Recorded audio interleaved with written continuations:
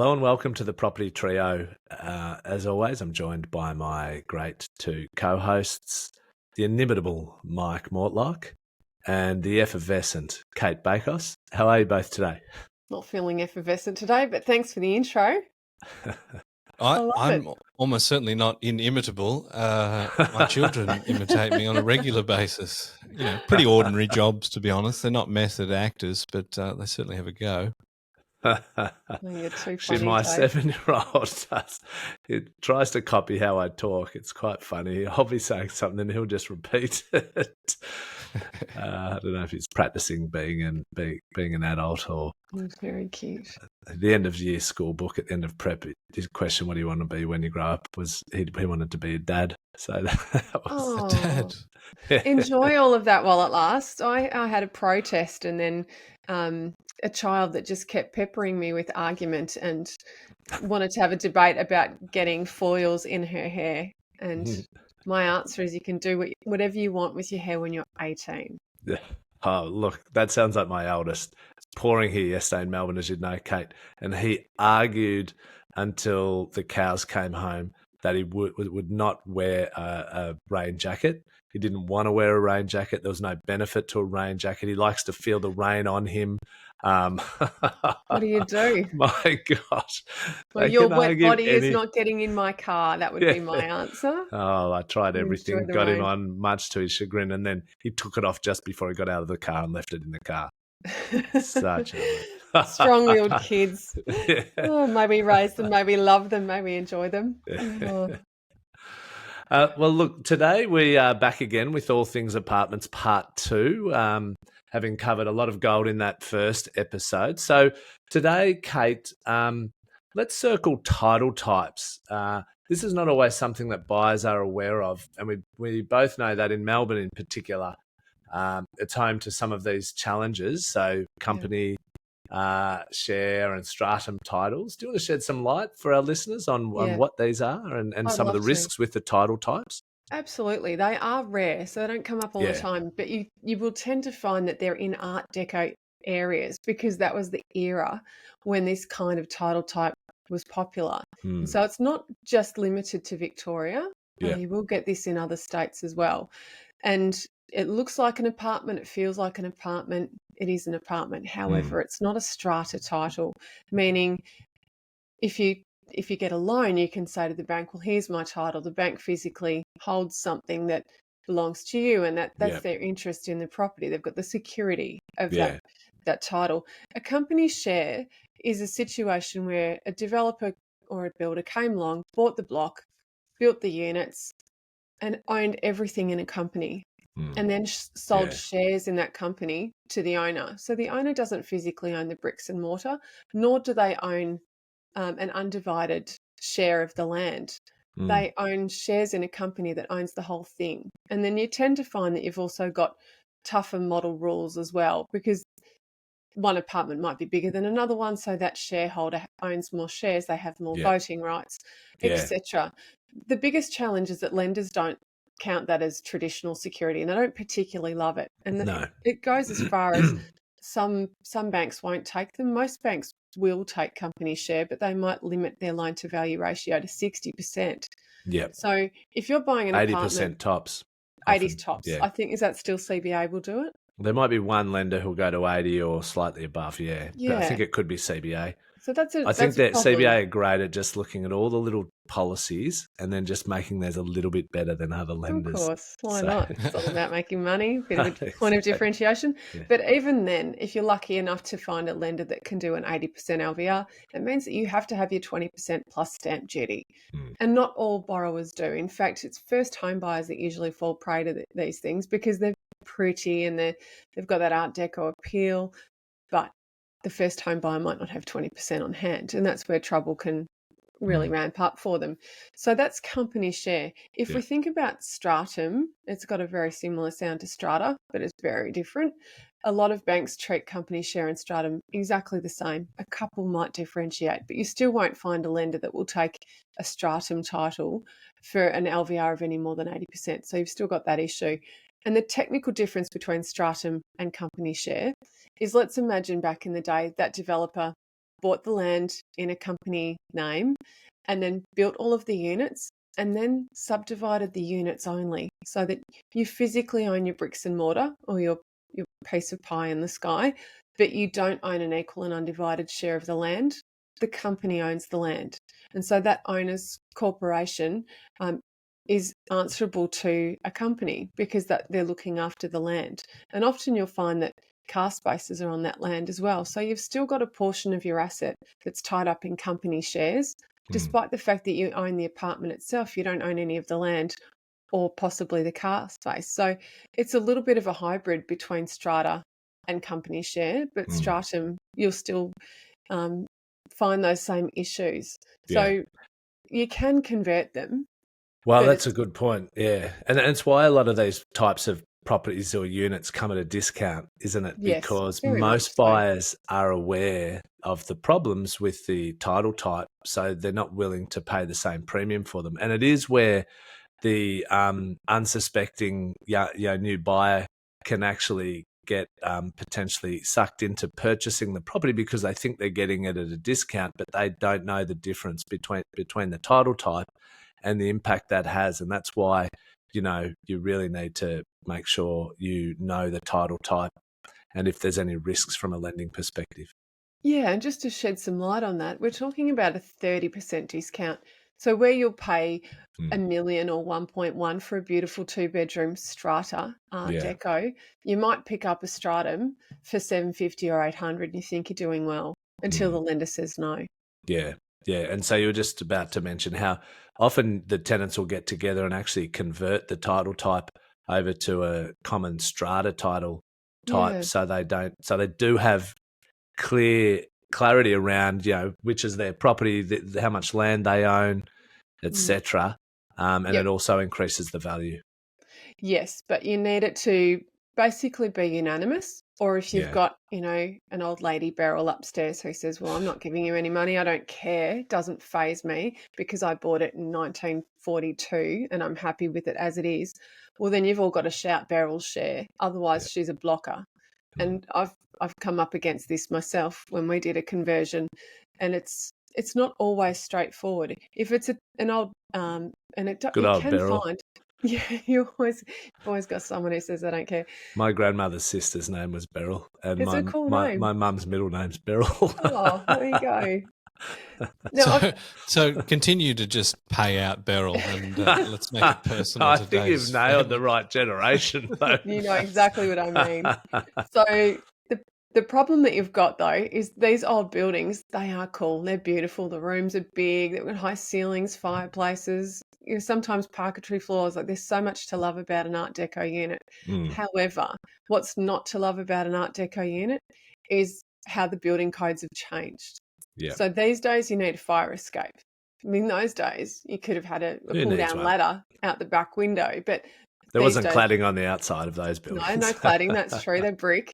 But the challenge arises when creating a fire escape or bringing a building up to code kicks in, because if you're changing it from company share or stratum to strata, you're essentially subdividing, which means you've got to get sign-off and your building has to be up to code. So sometimes the legal steps that are required to do the conversion might only be $20,000 or $30,000 for the whole block, which could just be $1,000 or $2,000 each to have that value uplift. But if the cost of putting in all of the things that bring the building up to code is several $1 million, well, then it's not a viable project. So you have to go into this with your eyes open and scope that out before you go thinking that it's just switching the title over and engaging a lawyer, because sometimes you're engaging builders and surveyors and engineers. Yeah, actually, the code's changing. It gets me thinking, some of the beautiful old houses, you go in and the staircase that goes up, maybe to the attic or something, and my feet don't fit on the steps. Yeah, and hang on tight. You'll be right. The steepness is like twice as steep as probably what you're allowed to have anymore. But I must admit, the kids just love sliding down those things. Oh, best. Do you remember when you could hurt yourself in like a supermarket or something, and then people would just laugh at you and you'd your go mum would home. slap you for being stupid. For embarrassing. How dare you embarrass me in front of people? Now it's sort of like you can sue because you stubbed your toe on a shopping cart, like that kind of American style judicial or litigious society has really permeated the culture. And I miss those like whizzy dizzy rides and stuff at the local park with bits of concrete scattered around. Yeah. It was thrilling knowing that you were just moments away from certain death if you just didn't hold on properly. Yeah, that's it. Racing my mates down the footpath on our bikes. No helmets. No helmets. Exactly. Yeah, we were 7 or 8 or 9. Not thinking about if any cars were backing Don't worry out. about tomorrow. You're a kid. Times have changed. So, Cate, would you like me to share with our listeners some of the LVR restrictions, perhaps imposed on these title types? Well, we sort of did, but I'd love you to talk about maybe some real life examples that you've experienced and some of the things that some of the ways to help people around this when the highest LVR that they can get is not enough. What are their options, Dave? Yeah. Well, look, I mean, their options. You need to find more money. Yes.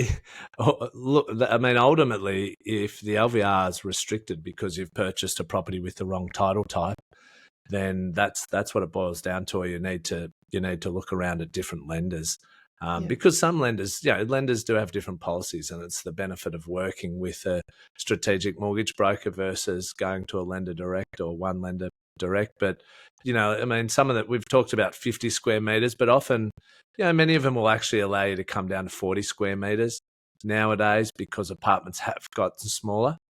But you've got to keep in mind this is excluding car spots and the balcony, which people, I think I've given the example before where we've had a client who was, no, it's 42 square meters, and then you measure it excluding the balcony, and it's 38 39.8 or 39 or something. So they're sort of things you need to look out for.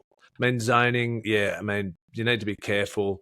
Sometimes apartments are above retail shops, so they could be mixed use, commercial, residential, and in that case, the LVR will be reduced to 60 to 70%, and they can be purely commercially zoned as well, so, and I think we're going to see more of, particularly with the working from home phenomenon, the commercial properties, particularly in the city, are going to be converted to residential property over time.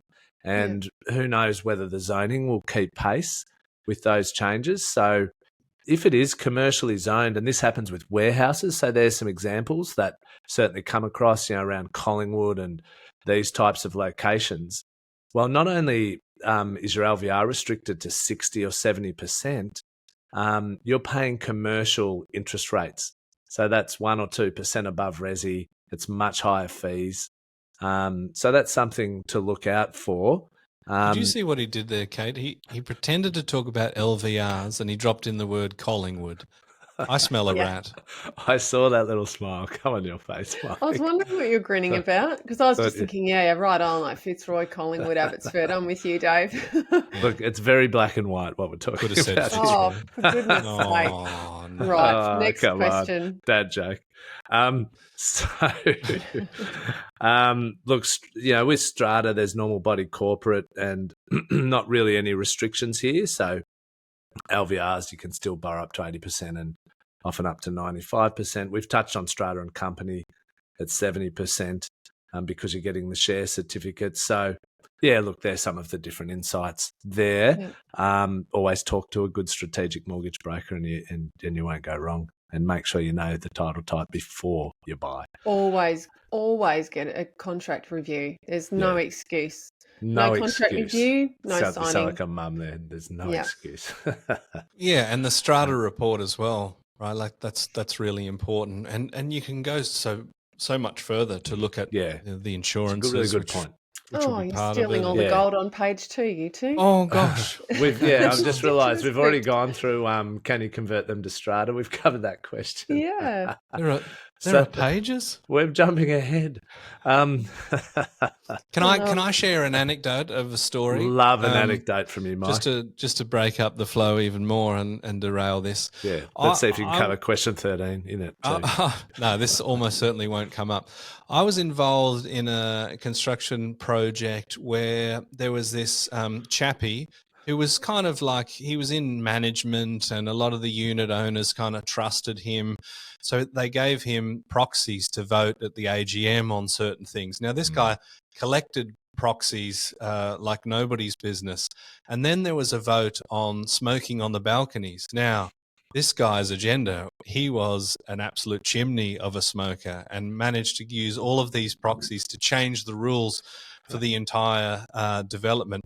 There's so many stories like this where it kind of makes you think there's a lot to owning an apartment within a complex. You know, we see all sorts of things like that. I mean, because I'm a quantity surveyor and it's got the word surveyor in it, people assume that, you know, I'm a cadastral surveyor or I even own a tripod. We get people all the time to say, look, the developer has put my strata plan together, and every strata plan or plan of subdivision will have a unit entitlement. I'm just checking to see if I'm treading on Cate's toes. I don't think so. So if you are in a complex of let's say 100, your entitlement might be 1/100th, or often it'll be 100,000 over 1.1 million or something really silly like that. But that actually has an implication on the strata fees and the water rates, and if it's not individually metered, that can make a huge big difference. And you will find that strata entitlements tend to be higher for higher apartments because they calculate that they're actually using more of the lift, right? Because you might go from ground floor to 10, but if you live on the 22nd, you're going ground to 22. So there's more maintenance involved. And we've also been involved in projects where the value of the lifts is in excess of $6 million within a development. Now, when your entitlement is 5 or 10% higher than someone maybe next door or the level up, sometimes it doesn't always make sense to you what your entitlement is, but you could be paying a disproportionate amount for these facilities. So there's so many little nuances to owning something, especially in these bigger complexes. That's amazing. There are never so knew many, that. aren't there? Learn something every time I talk to you, Mr. And Knowledge. I've read how often at times the developers will bring in their own owners corporation or a group they're connected to manage it. So then they can sort of manage their risk post the completion of the build of the property. And, the guy who writes, I think it's called Flat Chat in the Fin Review each weekend, he runs a website. He writes some really interesting articles on everything apartments and units.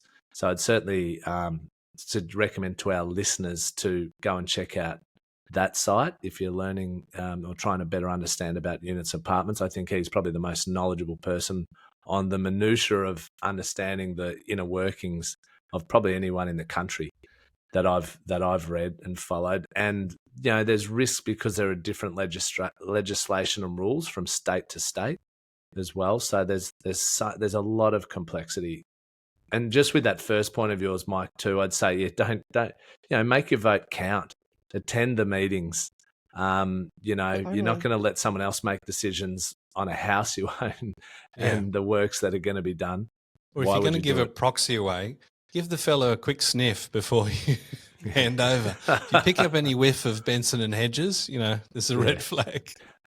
Yeah, that's so interesting. It really is. Now, something about strata fees that I want to bring up is when you're purchasing off the plan, you won't necessarily get a glimpse into what the real strata fees will be. Sometimes they'll downplay it. Other times it's pretty hazy until you get closer to settlement. Don't assume that what you're told at the start is necessarily going to be what winds up and eventuates, because I've seen strata fees that are triple what the buyer was quoted. Yeah, that's a really good tip.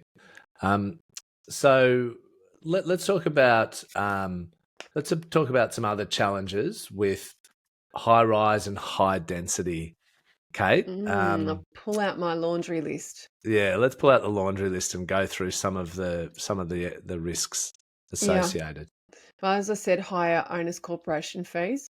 Potential cladding issues and orders on buildings. We've got quite a lot of buildings that have orders on them, and orders can be removed when you fix the cladding issue. But if the Victorian Building Authority or the government isn't covering that, it can be very expensive and special levies can be raised. Airbnb activity. Don't always know who your neighbours are from day to day sometimes. Many high-rise are on main roads, and all you have to do is have a good look on the map and you'll identify it sitting against a yellow road. The risk of expensive special levies, as I said earlier, it's not just in relation to cladding, it can be in relation to anything. And typically, water ingress is your greatest enemy when it comes to special levies. If water's seeping into anything, or if you've got concrete cancer, if there's anything that needs to be replaced in a new building, you can bet that it will be very expensive. Car stackers, they're a pet hate of mine, and buyers hate them. So when you've got a building with not only high density units but high density car parks, you'll have to potentially juggle a car stacker. Nothing worse than when everyone wants their car at the same time, or if your car stacker isn't working. I've literally never parked a car in a car stacker. What are some of? It's just the weight of. Can you talk through some of the issues with a car stacker? Yeah, sometimes it's 2 cars sharing a bay, other times it's 3. So there are some cars that don't fit well in car stackers. But if you're waiting for your car and you've got 1 or 2 other people that are sharing the car space, it's a hydraulic lift. So you've got to wait for someone to adjust the lift, lock it in place, drive their car out, then you get back onto the lift and you press the button and get your car to appear. Not very joyous at peak hour, and really upsetting when they don't work. So sometimes people have to get an Uber because their car is stuck up in the cage because the car stacker's not working. Yeah. They're notoriously difficult, and what a way to buyers start just your hate day. them. Yeah, it's not great. 50 years ago, this would be an indecipherable conversation about what the car's stuck on a stacker. What does this even mean? I don't think I've driven on a car stacker either, but I've been in car lifts in buildings before. Those are sort of a novelty if you're doing it cool. just for fun, right? And I love a good car turntable. I mean, those are nice, but stackers are different. 50 years' time, we might be talking about them either. We might be, maybe walking not around our flying Ubers and exactly. Carless. But the other challenge with car stack is if you haven't got your own dedicated car space that's yours with a hard floor, not a cage, then you probably haven't got a storage cage associated with your car park either. And a lot of people have makeshift cages. They might have something bolted up on the wall so that it sits above the bonnet of the car and you've got a little bit more extra storage space. So yeah, car stackers are a pet hate for me, and I do try to avoid them for investors. And lastly, lower land to asset ratio. So even though we like to illustrate land to asset ratio when we're talking about houses, it's the same principle when we're talking about a building. So if you've got a boutique block and a nice big corner block in a leafy street that's got great amenity to shops, but it's not on a main road, that land value will already have a stronger dollar value per square metre than something on a busy main road. And what's more, if you've only got 12 or 14 or 16 apartments on that fantastic block, then all of those owners have a 1/12th or a 1/14th or a 1/16th share in a great block of land. And of course, the older units are getting older, they've depreciated, so the majority of the asset's value is in the land. Whereas if we're talking about a high rise, even if it is an older building, you're sharing that piece of land with maybe 100 or 200 other people, so you've got a much lesser share. Yeah. And you're sharing the construction costs, right? Which can be really, really high in these high-rise apartments because, you've got to have traffic management plans in places like South Melbourne. That adds to the costs. You've got preliminaries and consultants fees. You've got hoarding and temporary fencing, and you've got cranes and all sorts of things that inflate the cost. But when you're buying these established blocks or these established units that maybe were built in the 60s, you are really just kind of buying the utility value of it is a building that you can rent out or you can live in, and the land. There's not sort of developer premiums and all those sorts of things that are built in there. Yeah. And look, it is why I think those apartments will come back and perform again into the future. I'm not so sure that, the previous 40, 50 years, until they slowed down the last decade, is an anomaly, because I think, proportionately or relatively speaking, they're going to become more scarce. They're really going to stand out as being something more and more special as we get more and more medium and high density apartments built that become more and more, similar and cookie cutter. And, there's one on every corner. Whereas, some of these beautiful old blocks in the best streets in the inner suburbs, they are just going to be more rare as time goes by. And, our population isn't getting any smaller. Melbourne's population's predicted to double in the next 20 or so years. So I do think they will stand the test of time. Yeah. Cate, I'm interested to know, outside of things like the land asset ratio and not having a car stacker, which are both upsides of these older style boutique developments, with your investors hat on, if we're looking at people that are looking for capital growth, what is it about these boutique blocks that speak to you as potential for growth? They're usually really well located. They knew where to drop them. They popped them in really high amenity, leafy, nice areas. So the things that I look for is typically a street where you've got some really pretty houses as well. I don't favour a street that's all apartments, even if it's a quiet street. I also look for a nice wide road and parks that are nearby.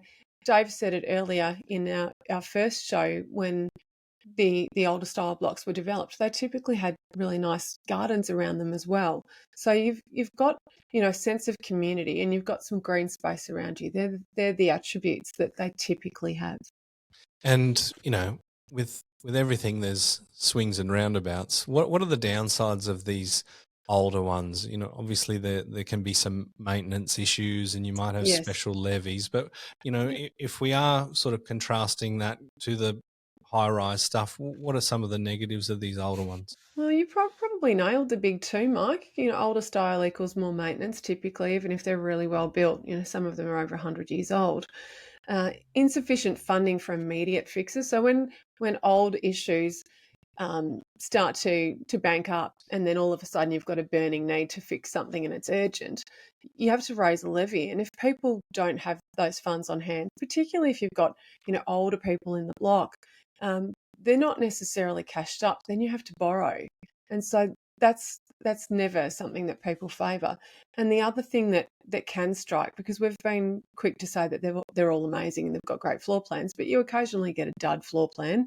I don't like picking an older style apartment without a balcony, because buyers just love balconies. Apartment inhabitants really like even just being able to open the door and get breeze through. Yeah. So you can get poor vistas and bad floor plans. You don't want to be looking out on the car park or have people on the ground floor walking past your bedroom. So you've got to keep all those things in mind. And how do you uncover some of these building issues or maintenance issues with some of the older apartments?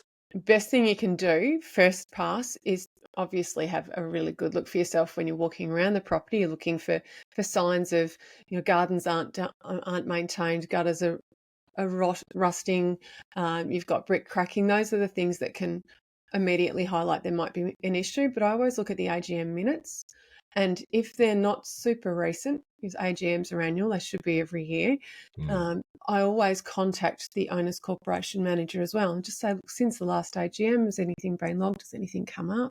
Yeah. You can also see if there's any sign of people not getting along as well. You'd be surprised how easy it is to pick when inhabitants are having a bit of a brawl. You can see, car park wars and aggressive signs around the building. So I keep an eye out for all of those things just to try and catch the early red flags. Yeah, and push on the walls in case there's a bit of rising damp that's been hidden away. I carry like a moisture meter with an old 1970s two-bedroom unit that I sold once. Always take my moisture meter in with me and check the walls, especially in the bathrooms and laundries. Could be lined with cash or bullion or narcotics. You never know. For Sometimes you and there's your upsides. narcotics. Was it? And the silver bullion you took to that Oh, you're so awards funny. night. Actually, silver has just has dropped about 5% overnight. I need you guys to pick some up for me in Collins Street, but we'll take that offline. Well, I once read if all currencies sort of just fall by the wayside, you just want to hold about 1 to 2% of your wealth in silver and gold, and you'll be right. So that's it. That's a bit of a risk management strategy. Okay, beautiful, Mike. Pets. Some strata communities don't allow pets, and I know you love pets. It would be heartbreaking to purchase only to find out little Fido isn't allowed to live there. What would you do in such a situation? What are your suggestions here? Well, I've seen videos from property managers where you can actually get these outfits so you could dress your dog up as a teddy bear. So that'd be sort of plan A. You should just get them to sit really still, and then when the inspectors sort of come through, just like you do with your dog. Well, I don't have a Fido. Provide some tips on outfits for dogs, Mike. No. I did have a python, and he was very uninterested in dress ups. So you're talking to the wrong guy. Okay, Look, prevention is better than cure, right? You need to know this up front. You shouldn't be buying a property to only discover that you can't do something that's fundamental to your existence. And I know that a lot of people that have animals, they are fundamental to their enjoyment and existence. So you've got to check that up front. Yeah, contract review and look in the OC rules or the strata rules. And there's always model rules associated with the contract. You've just got to have a good look. And if you've got a pet and it's a sensitivity to make sure that your pet can live with you in your new home, make sure you tell your solicitor or conveyancer that they need to tell you definitively that your pet will be welcome to live with you. Yeah, awesome. And I touched on the potential risk with commercial zoning a bit earlier with lending. You did. That's a deal breaker for you, It's a deal Cate? breaker for me. Even absolutely. if the bank says yes, it's still a deal breaker for me because someone else's bank might say no when it's your turn to sell. And of course, the difficulty in getting this kind of funding will mean that will be reflected in your property's value growth. Yeah. So commercial zoning, big no. And one of the signs for commercial zoning sometimes, not always, but sometimes, is if there's shops downstairs or office space downstairs. Yep, beautiful. And that intersects with the LVR risks, which means you have to come up with lots of cash, pay higher rates, and that's why they're not valued as well and don't do as well. Yeah. Fantastic. Well, look, we've covered a lot with apartments. Who would have thought we'd be able to cover 2 episodes? But thank you very much both for sharing your wisdom once more. And let's just get 2 more pieces of wisdom from each, or 1 from each of you, 2 from both of you combined, with our gold nuggets. Now it's time for us to go mining for our gold nugget property tip of the day. One thing that I think a lot of consumers wouldn't necessarily understand is that there often is price competitiveness around some of the services that are critical to understanding the value of your asset in terms of a maintenance expense. So things like your strata sinking funds you should dedicate quite an amount of time into that, because if they are short on that, and you think about the incentives, all investors or owners want to pay as low a strata fee as possible, but that is potentially exposing you to a special levy down the track, which could be $10,000, $20,000, $30,000 out of your pocket. Now, it's immediately deductible if you're an investor, but you've still got to have that cash there. And one thing that we're seeing in the space a lot is that valuers are putting sinking fund schedules together, basically sort of tick and flicking or benchmarking data. They're not really qualified to do that in my view. So I would recommend an independent review.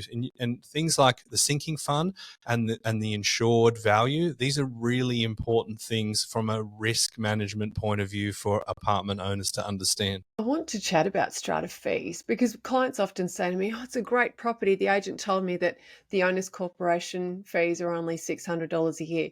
I'm worried if the OC fees are that low, because a well-run OC will be doing maintenance things. They might be looking after the garden, and they'll generally be applying a scale of economy to upgrades and to fixes like new windows or roof sheeting or guttering. And when you've got an owner's corporation fee or a strata fee that's super low, it might mean that everyone's on their own. So you look after your own whatever that impacts your part of the building. And in villa unit and townhouse setup, it can sometimes mean that you're sorting your own building insurance. And the OC fee is really just applied to public liability insurance on the driveway. So beware of fees that are too low. But let's talk about too high. When we contrast a new high density apartment with an older style boutique block, you might find that the older style boutique block is around $1,500 or $2,000 a year. And the high rise could be anything between $5,000 and $10,000. In fact, I've known some that are 30 per year, $30,000. So the reason why there's a differential is all of the services that are applied to that. Mike, you said it yourself, lifts are expensive in an old boutique block. If it's 2 or 3 stories, back in the day, you didn't need to have a lift. You've just got stairwells. So you're paying for a lot of extras when you're getting a high rise. Hence, you need to be prepared for much higher strata fees. Yeah, and if someone opens the door for you when you walk in, that might seem very old worldly and quaint and charming, but someone's paying his salary and it's almost certainly going to be you. That's right. So true. That pool comes at a cost. And the gym. Indeed. Yes, concierge, lifts. Yeah. All right. Well, on that note, we'll wrap up for today. And hopefully our listeners over those 2 episodes have got a wealth of knowledge to put into practice when they're considering buying an apartment for themselves. So on that note, we'll wrap up today and see everyone next week. See you next week. See you later. Bye.